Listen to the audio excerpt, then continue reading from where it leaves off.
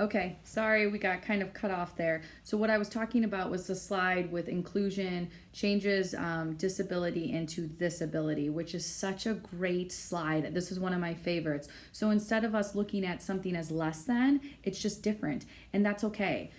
Continuing on here, the book's going to talk about some laws. So we talked about Title IX, in that Title IX, here's a law that says, listen, you can't discriminate based on sex.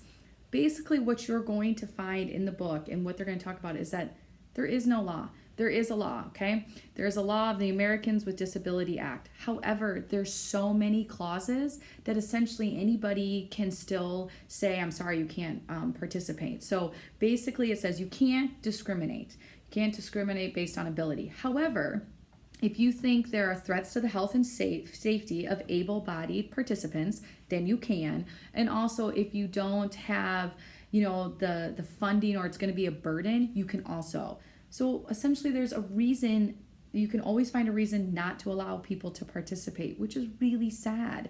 And, I think we'd all be up in arms right now if we said, well, we could find reasons to not let women to participate. We would, if we thought they were, unpopular, then we could get rid of it.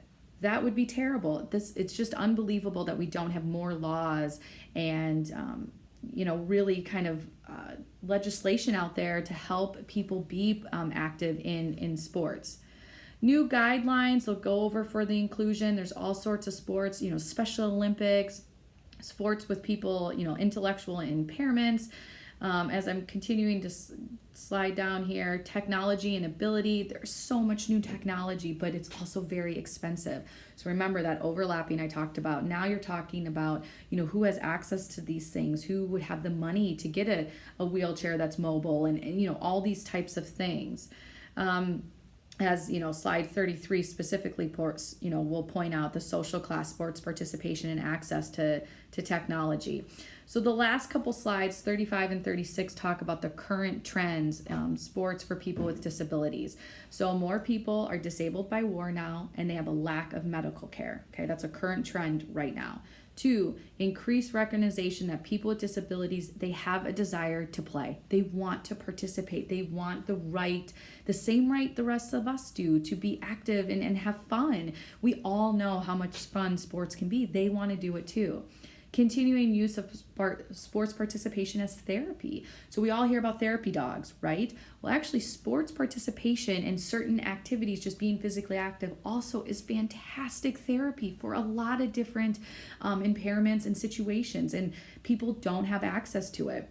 More sports for elite athletes with disabilities, and we're slowly starting to get more visuals of that, and having more events and opportunities for them.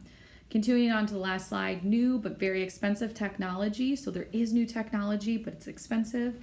And then more visible examples, which I just touched on, and emerging vocabularies and orientations.